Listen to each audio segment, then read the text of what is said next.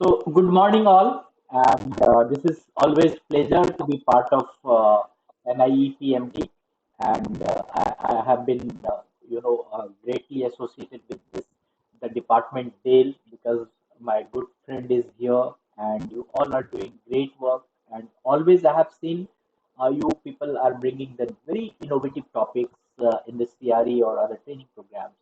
So many congratulations to your department and overall the institutions and all.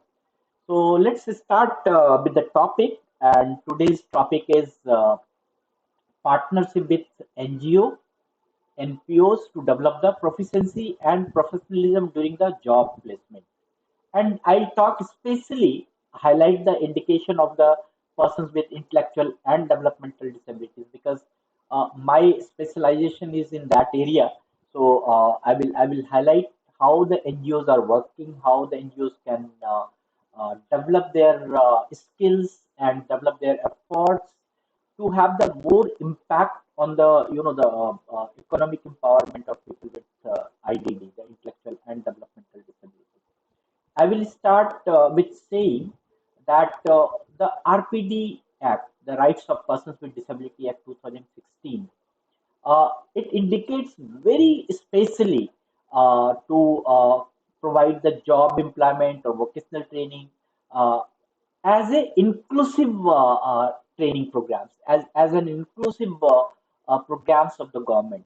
So, like earlier, we were talking about the schools to be inclusive, the society to be inclusive. Now, this act is also talking about the vocational training, the skill training, the higher education things to be inclusive also.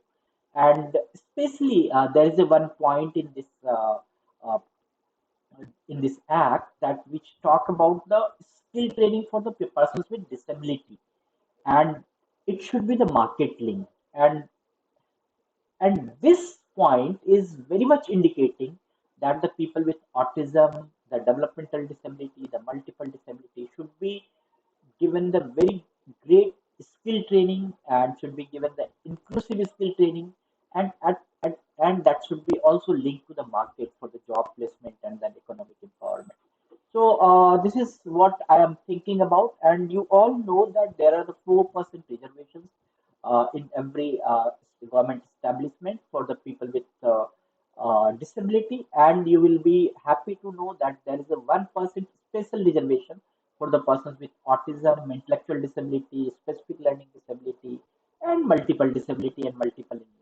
Though I have been seeing that the many institutions they are publishing their vacancies, but this 1% is also unfulfilled.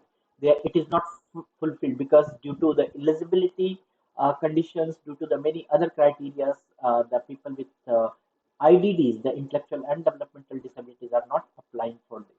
So this is the major role of the government, non-government organizations here to give the skill training, to provide the job placements, to also to fulfill the job reservation requirements of the government. So by that concept, I will start how we can.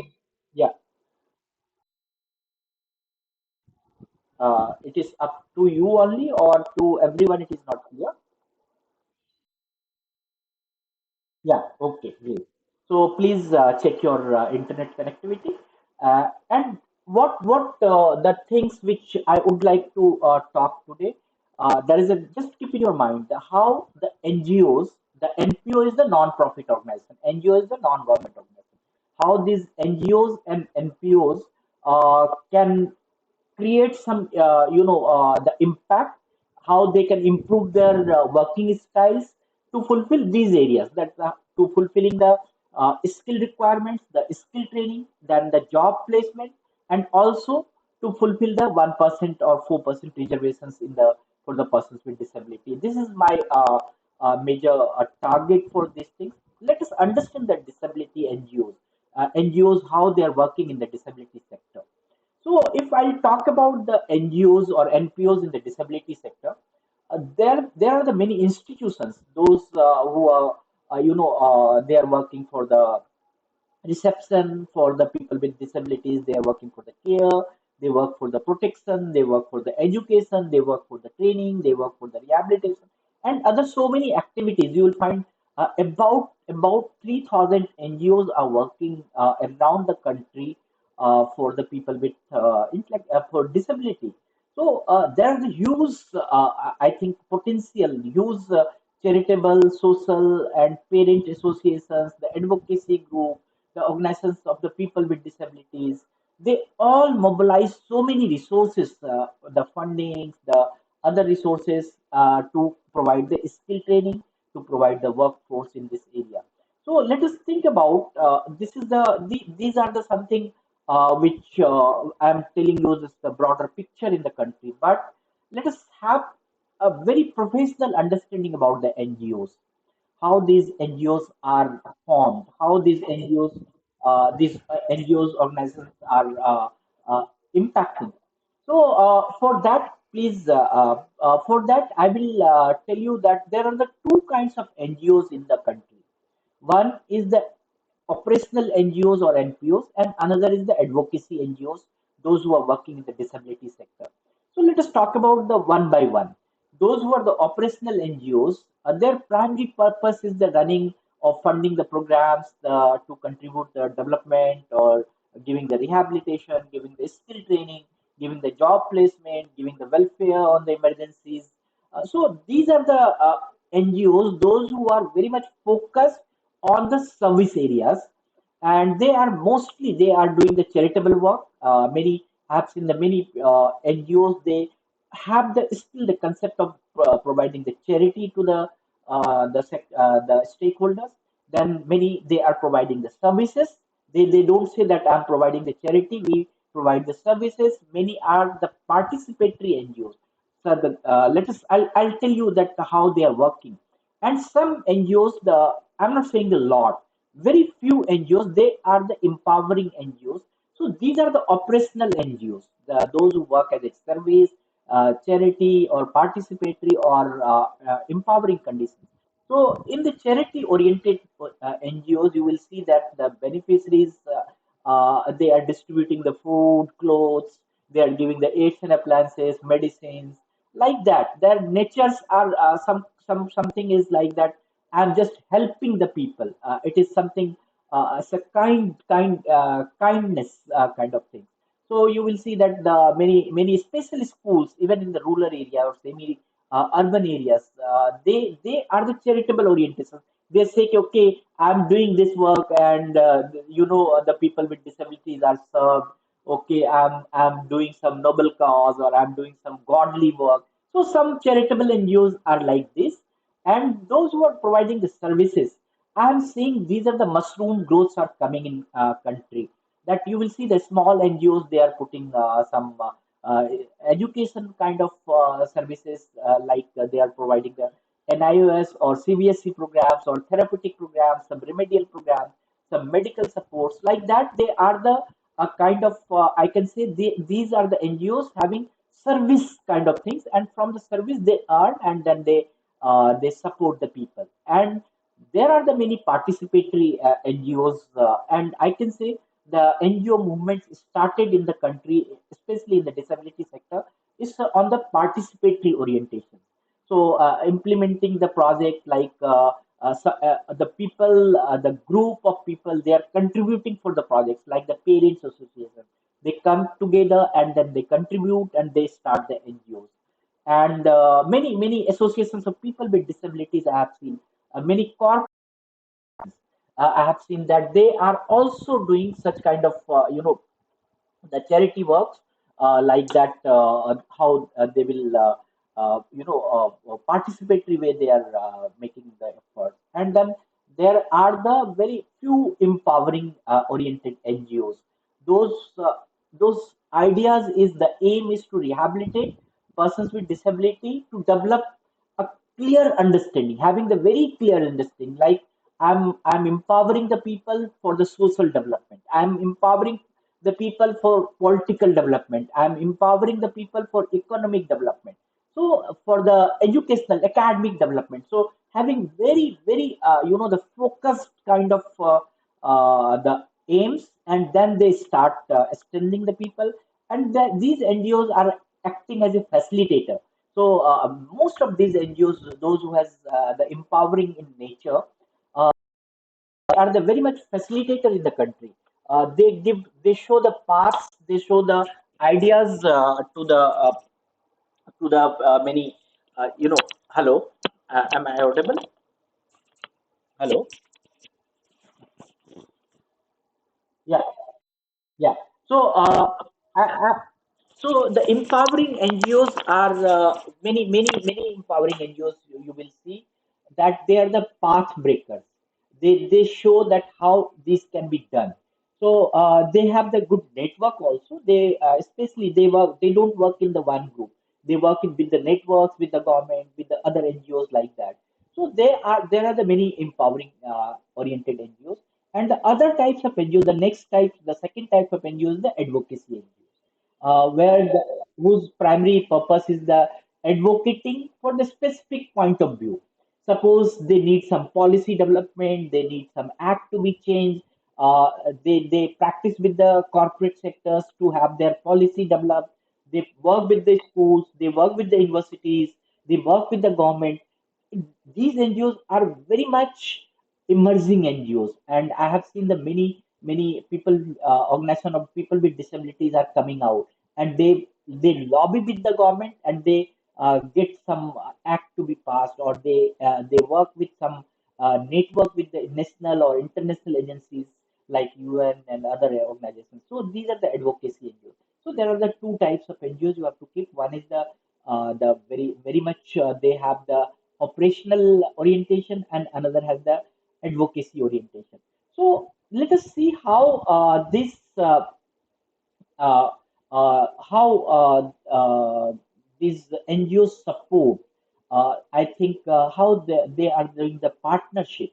Let us think about this. The partnership in the in the terms that how these NGOs are independent organizations, and their distinct views and expertise and resource are supporting, or how they are pulling the resource from the society for their work. So this is the how we can say the partnership comes for the NGOs, and NGOs working in the disability sector. I think many of the NGOs, they are lacking in the clear values. What types of NGOs they are? Even they are not the clear in their vision and missions, that what kind of objective they want to serve. So here for the partnership we need what kind of NGOs what kind of services I'm running, and what kind of support I require. So remember, so whenever we think about the successful partnership for anything, so like job placement or funding or anything. Yes, my video is here.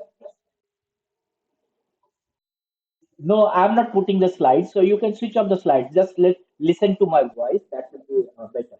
Okay.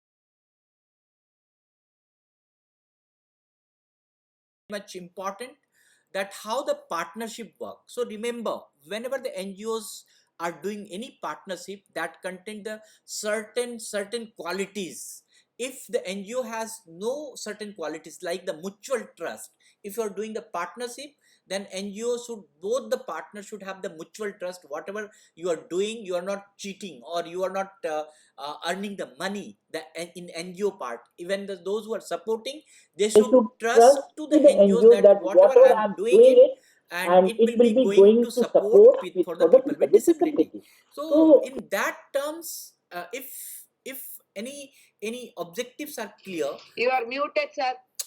I don't know why I'm muted and unmuted, Yari. This is okay. okay, Can you repeat, sir, once more? Just a minute. Please.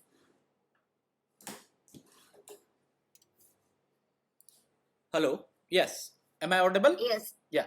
Yeah, now it's correct. Thank you. Okay. So I was thinking about the partnership. I was talking about the partnership. That partnership should have the certain qualities with the NGOs that and those who are supporting to the NGOs. So there is a one quality is the mutual trust, and second is the define the aims and objective of your work or NGOs. Many NGOs, they have written so many aims and objectives in their bylaws or somewhere, but they, in the action, in the reality, maybe they are forget about the aims and objectives. So whenever you are working as an NGO, whenever you are talking about a partnership, your aims and objectives should be very clear and assign the responsibility. So maybe you are partnering with some the corporates. There you have to assign what corporates will do, and even the corporates partnering with the NGOs. NGOs should have the very assigned responsibilities, what kind of supports they should provide, what kinds of activity they should provide. So remember, these are the three major points, are the very successful qualities of that NGOs. And I have seen that much more is the NGO should have the marketing ideas, what kind of support, what kind of work, what kind of the network, what kind of knowledge they want to impart. Unless and until they don't have the marketing ideas, they will not do the better support with the other agencies. So let's think about, whenever the partnership I'm talking, the partnership is nothing, it is a relationship, or it is, once you maintain the relationship, then your partnership will be maintained. So let us think about how the partnership, what are the partnerships are available in the NGOs, in the, especially in the disability sector. So if you see, there are some areas of the partnership where you can think about the NGOs can partner with the other agencies, any agencies. So there is a resource exchange. While we talk about the resource exchange, the NGOs can collaborate with the, for the capital resource. They can also collaborate for the provisions, they can also collaborate for the volunteers, they can also collaborate for the matching grants, the corporate givings, there are CSR givings. So this is the resource exchange. So the partners, maybe the corporates, he is also willing to help you, and NGO is also in the way to want a support. So if you exchange your resource, if you exchange your ideas, that is one area where you can do the partnership. There is another thing is the transitionals. The transitionals is the is a kind of service transitions. The partnership is required to pay, the partners may require to pay. So I have seen in my experience, the many NGOs or many organizations, they come to the NGO and they ask for support, and then they pay to the NGO. Like if somebody comes, some agency comes to NGOs for the training programs. Okay, you are the expert NGOs, you come to my organization, come to my corporate and give the training on disability, then they pay something. That is the transitional. Transitional is something like whatever you are doing, you are getting the the funds for that, or you are getting paid for that. And some joint programs are run by so many NGOs and corporates and so many where, so complementary collaborations, it's a win-win collaboration, so it's a value and expertise collaboration. So both NGOs and other agencies, they are supporting, or they are collaborating for their skills, they are collaborating for their ideas, they are collaborating for their mutual benefits, and they support equally, and then they work in the society and they work for the development of people with disability. And some NGOs are doing the integrative partnership. This is very important and latest way of the partnership, where the vision, mission, interest and obligations are very much clear. Like this integrative partnership is the obligatory. Suppose some NGOs, some corporates or some companies or some agencies need to place some people with disability in their agency. They can come to your NGOs, they partnership, integratively they partnership with your NGOs, and then they will say, okay, you train the people, I'll give the employment. So these are the emerging things. The integrative partnership is very much the coming out on there are too many too big issues. Many corporates, many agencies are coming to NGOs. One is the employment of people with disability, another is to develop the equal opportunity policies or accessibility in their areas. So how you will do it? Unless and until NGO has no strength. If you don't have the strength, then you will not able to collaborate. So first, each and every NGOs and NPOs has to clear their strength. They have to build their strength. Then what kind of strength NGOs can build? So there is a many ways the NGOs can build their strength. One is the innovation and piloting. So many, like I'll quote you here my experience in Manovikas, how we have developed our strength as an NGO, so that it will give you the clear idea. The innovation and piloting means the Manovikas has demonstrated the many effective ways for the rehabilitation of persons with intellectual and developmental disabilities in various actions.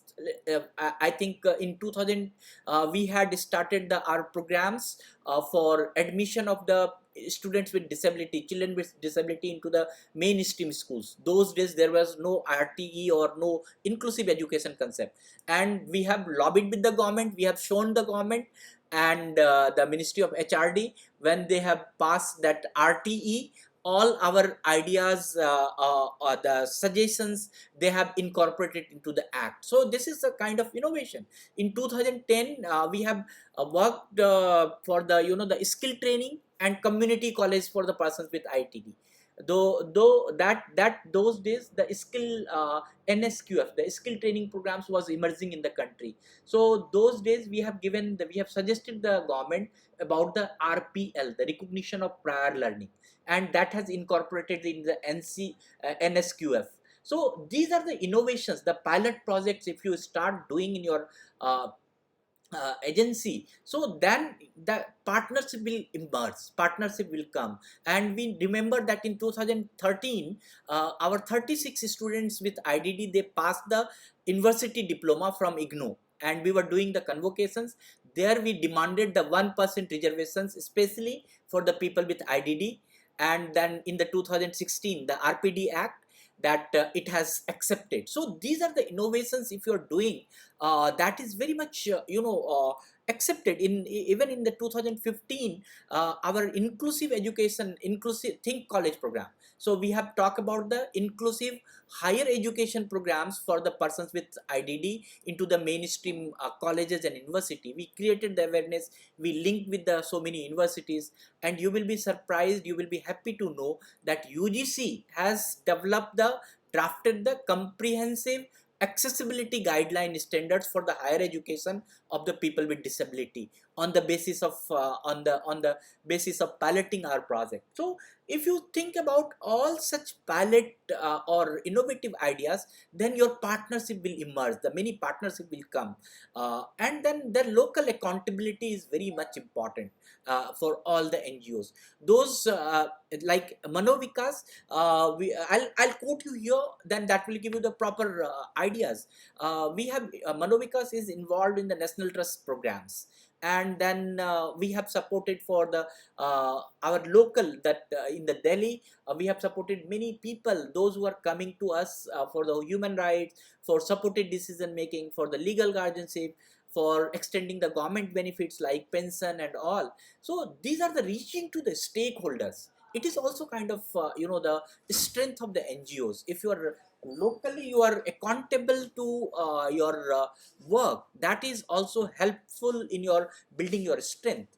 And responsiveness is very important. The very good quality of NGOs can often help to ensure that projects are responsive in organizing the consultative status. So even the government asks for something, so you respond for the as a consultant for effective community monitorings, like Manovikas, we have done very responsive kind of things in the during the COVID.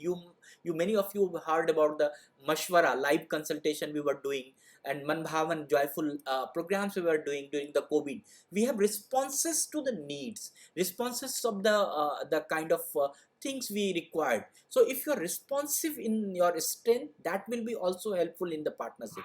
And then the participation is very important. The NGO can act as a inter sectoral participatory approach, that NGOs should participate in all the activities like widespread programs of any other agencies, any seminars, any kind of workshops. If you are participating, though there also you build your strength. So these are the skill kind of things. And I remember Manovikas has the participation in the UNESCO in General Assembly to represent our programs. So it has given us the very good strength. And even WHO, we are the member of the அதோட WHO's, பெரிய வேதனையை கொண்டுட்டு தெரியும் we are a இல்ல member அது of the சொல்றேன் WHO's in அந்த the transforming reaction the இருக்கு சில ஆளுக்கு மூஞ்சில இல்ல mental health care worldwide. And even MC has Manovikas Charitable Society has contributed to in the diagnostic classification in the mental health, in the ICD-11, in ICD-10, in DSM-5. We have also worked with them. So if you participate, it also increase your strength as an NGO. And the sustainability is very important. Unless and until the NGOs are sustainable in their programs, so your structure should not be like government. The government has changed their programs in the very frequently, but in NGOs they maintain the continuity of the programs. It impacts long term in the community, in the society. So even I remember in the Manovikas, we started in 1997, we started the special education program.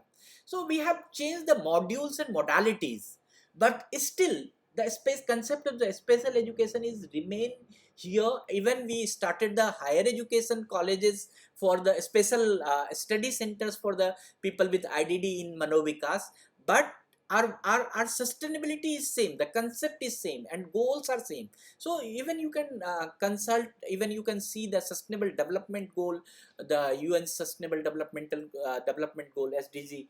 There also you will get the so many ideas how to make the sustainable programs in your NGO. So these are the strength where you have to, as an NGO, have to work very very fastly. That which I talk about, the innovation and piloting your projects. You have to innovate so many projects, you have to pilot and run it and show it to the government or show it to the agencies. They will come for the partnership. Even the local accountability is very much important. The responsiveness, what the responses is required, what kind of support is required at that moment. So that is very important to act upon it. So and then participation is very important, nationally, internationally. I can tell you that the participatory approach has made our the skill training and job placement very easy. We work with the employers like Haldiram, Taj Group Supportal, the Coffee Cafe Day, and so many. So the people engage in your programs, they come to your programs. And even we remember that our cost has gone down of the training due to the participation.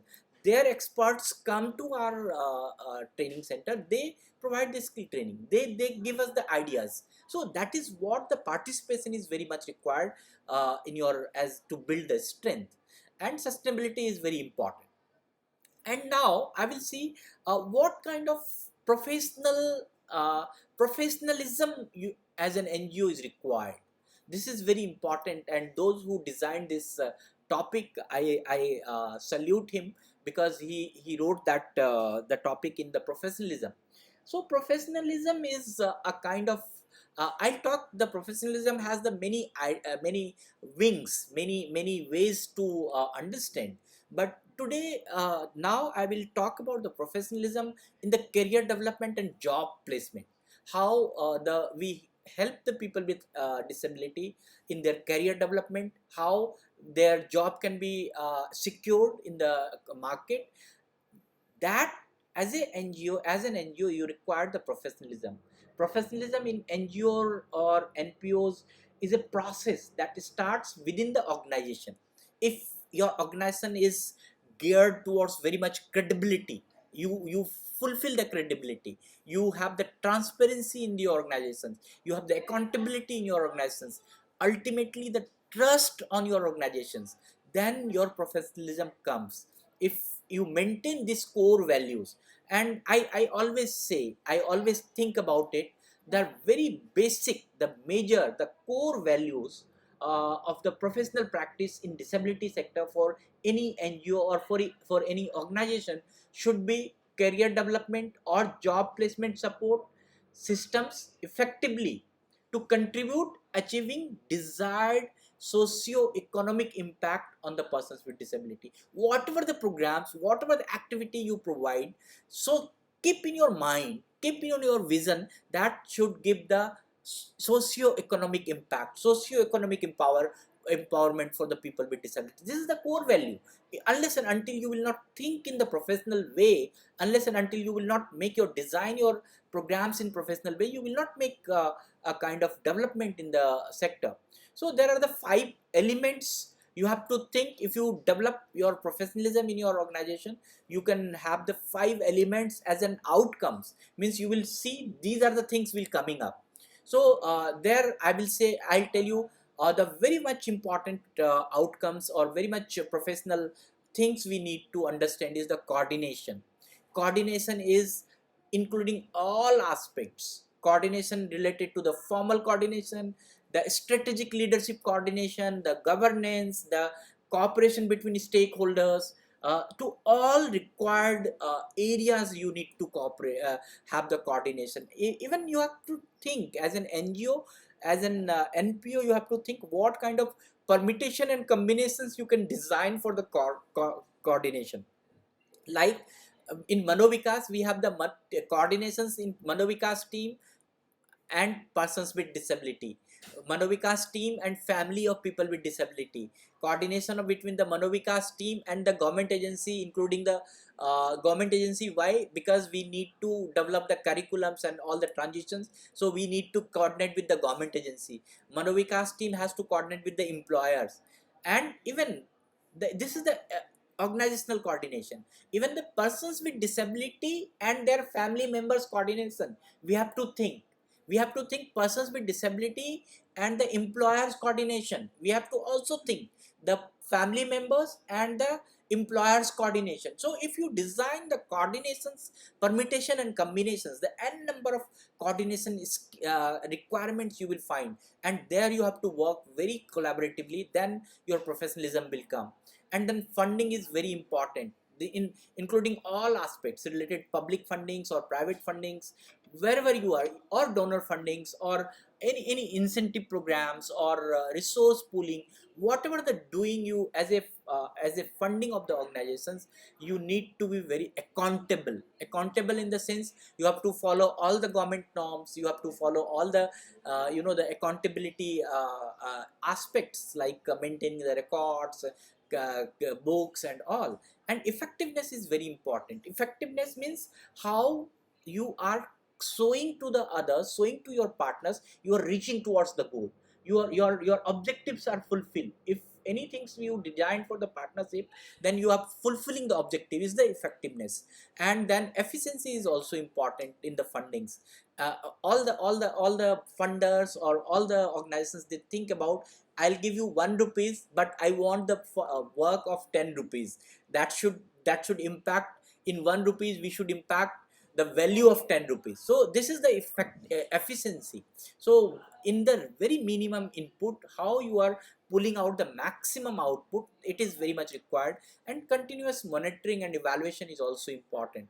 And transparency in the funds is very important.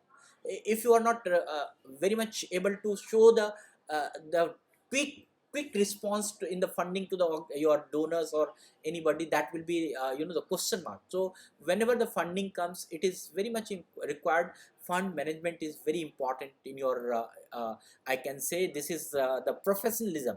It's not a quality, it is a, you should be in professional in the fundings. And the quality, maintaining the quality, including the wide range of any raising the wide range of any activities, like raising and maintaining the quality of the your awareness programs, quality of your trainings. So if you have designed some standard, make the standards, make the policy standards, what up to what level of education we will provide, what kind of standard should be there. So if you have the policies, if I can show you, in Manovikas we have the all the policies, even we are writing to any document, that is there is the policy that what kind of fonts we will use, what should be the size of the fonts to be there. So if you have the policy and standards for everything, your quality will be monitored and quality will be maintained, and you can evaluate that process also in the quality, that whether you are maintaining that quality or not.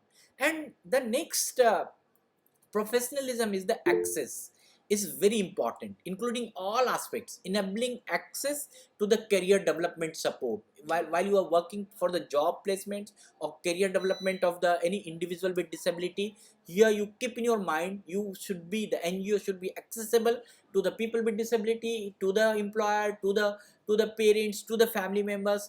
Your service should be very much, reaching to the people very easily.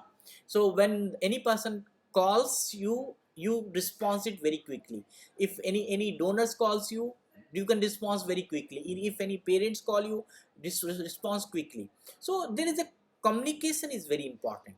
And here if you make some use of technology in your NGO, then your professionalism will increase. I have seen that we have the so many things in the AI based, the artificial intelligence based. If somebody calls and then it responds very computer responses, and that saves the manpower cost, and you see that the easy read communications are coming.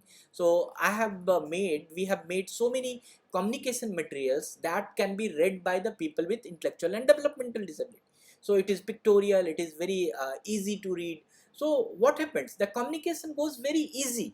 And accommodations in the curriculum transitions, the equal opportunity policies, these are the very important things you have to bring in your organizations to make your organizations accessible in your work.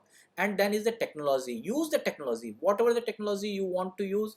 I can give you the example here. Manovikas has made the online teaching learning portals. It is UDL based, the universally designed modules are based, and all the portals are used by the people with disabilities in all kind of disabilities. Even the our easy read books are very much available for them. And then AI based, the artificial intelligence based apps are very much useful. So it gives you the professionalism in your organizations to how you can make it. And then I'll give you the three approaches, the fundamentally the three approaches. If you start, then you can build your professionalism. If you within the organization, if you have this approach, this is what I'm talking, it is all are the my based on my experiences, that if you can develop, if you can use this publicizing their activities and programs. If your variety of activities are going on, you publicize it, you can put it into the press conference, you can put it into the media, social media, in a formal or non-formal any format, you can put it into the people's access. If you are publicizing, if you are making your newsletter, if you are making your dreams, if you are making your bulletins, the people are very much updated. And the broader community and the civil society, all everyone, they comes to you, they can come to understand your programs. Even they, if you send the daily something, and after some times they learn about it, they start understanding about it. So do do some activities which is very much publicizing your work and your activities. Then second programs, if you want to do, want to become a professionalism in your, you want to build professionalism in your NGOs, then interacting with the other organization and groups. You have to interact intensively. You have to wide variety of formal, non-formal groups, the parents organizations. You talk to other NGOs, talk to community, to have the campaign. Not only going and meeting and talking, even you start campaigning it. Even the social media responses you are talking, so interacting. So you monitor your social media response, you will be interacting to your community. So when you enable all such things, even you start doing so many meetings, so many workshops, so many seminars, so many visits, so many interviews, that is the interaction. So if you interact it will enable your network strong. It will leverage the activity and resources from different organizations. So that is second things you can do as a professionalism. And third things is, so you have to build support and collaborate with the resources. So unless and until you have the good network or information of information and then disseminations, and this is very important. So if you have the network, then you can generate the information, you can build your support system, you can get so many ideas. And if you disseminate the information, that is another way you can also supporting to your work or supporting to your partners. So through the internship, through the training, through the skill development, you can build an activities and resources where you can implement all these facilities. So this is what up to here I have talked about the NGOs, how you can build your professional development within yourself, how you can design your things. I will talk to you the in the very particularly the two approaches in the career development and job placement, especially for the people with IDD. If you start these two approach, your job placement or career development of people with IDD will be very easy. The one is the person centered approach. Person centered approach means person led, where the person is supported what they want, what their core care to be treated. And this is kind of there is a person first language in your organization. So everything should be your stakeholder oriented, means that focus is to whom we want to work. To focus is very one individual person. If you talk about, if say more in Manovikas we support about more than 1000 and 2000 3000 people with disability in a year. So even we maintain all these things very in a person-centered manner, that their records, their developmental things. So if you use this person-centered approach, then you need to have the very five things you just keep in your mind, that if I want to start person-centered approach in our organization for the career development or job placement, then five things you need to develop. The one is the continuous and seamless pathway of learning. Continuous pathway of learning. Then second is the development of core skill areas. The third is development of higher level of skills. And fourth is the portability of skills. And five is the employability. So let us talk about one by one. So I said the continuous and seamless pathways of learning. So starting from the schools or primary schools, or going to the secondary schools, going to the higher education, there should be the continuous support pathway within your organizational system. If you have these pathways from the early intervention to the higher education to the job placement, everything will be very much very much okay, everything will be very much easy. But each level, every level, you should have the very much clear idea. If I'm giving the early intervention programs, that will also lead to the socio-economic development of the people with disability. If I am there in the primary school programs, and if they are getting the primary educations, that should be also somewhere in the your system should be the market link, the what the labor market demands. So from the very first day to going to the final day, so you have to make every programs, the pathways, to be very much market oriented, very much skill oriented. And then I said the second thing, in the person centered approach, you have to think about the development of the core skills. You include all the skills whenever you start any program for the PIDD, especially for the in the terms of job placement or career development. You talk about the literacy, you talk about the numeracy, you talk about the communication skills. Don't leave any core skills, don't leave out any. Even you are doing, you are implementing any skill knowledge programs or any skill training, and where in the curriculum maybe there is no ADL components. If you want to see that the person requires ADL components, you just include that components in the training modules. So that will be helpful to develop the pathway models of the the person centered approach in the people with for the career development. And then I said the development of higher level of skills. Many times this is something which we have learned now, the professional or technical human resource skills. We say ki, okay, these higher skills is not required for teaching to our PIDD, forget about it. So if you feel that some higher quality or higher skills you can start, you just start it. Because if you give this higher order of the skill training, higher level of skill training, it will help the people to open their mind, open their ideas, and in later on they can also go for the higher the skill level of skilling. So if they suppose in the first year maybe they are the in skill level 1 training, and if you feel that he can go for the skill level 2 and 3 and 4, don't wait, you must use it. If you can give the higher level of skill training, just think about that the wages will go high. So this is something which you have to see, the computer training, machinery training, repair and maintenance training. If you feel that kind of support you can incorporate, that will be very much important, you can do it. And then portability of skill is very important. Yeah.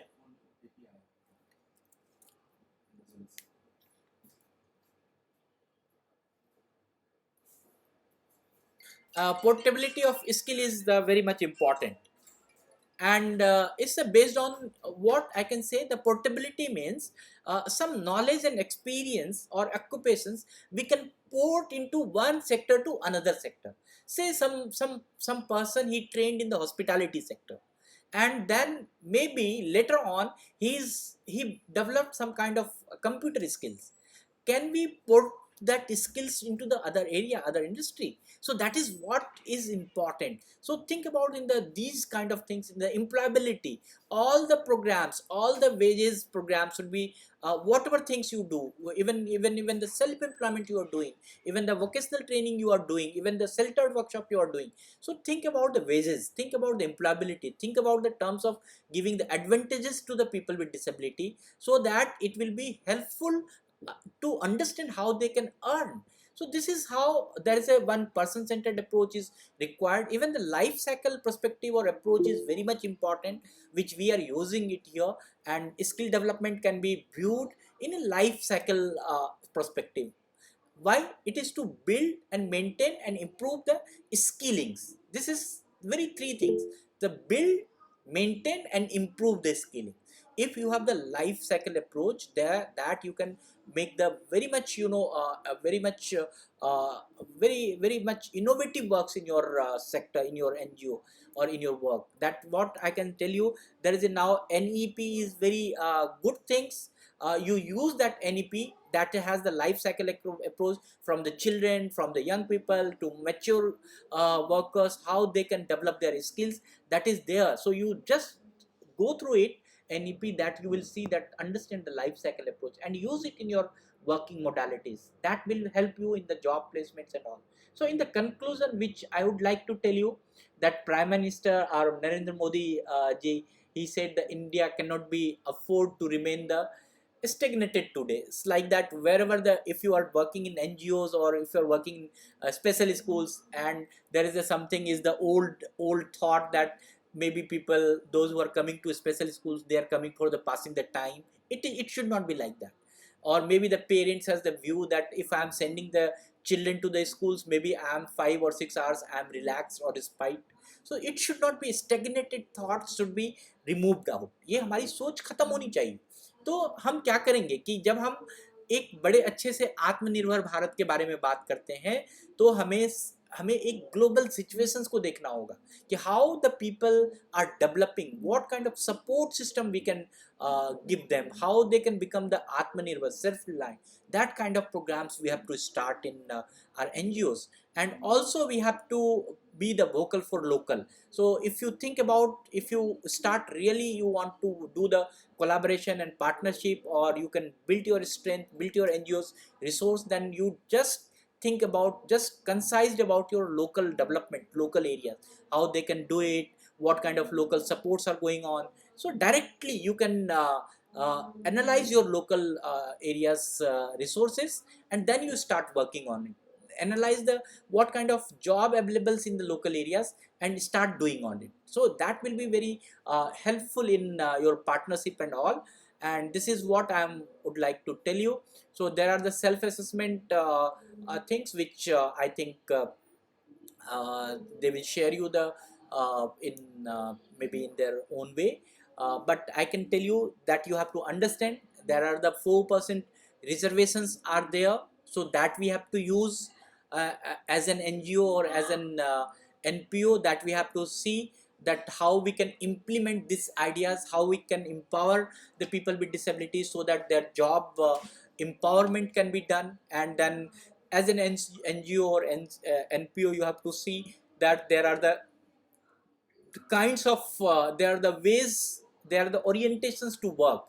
I have said that the operational NGOs, you are, just as an NGO you have to think what kind of NGOs you are, what kind of your vision and missions are, what kind of your objectives are, so clear in your own terms. So you are, you the operational NGOs or are you the advocacy based NGOs?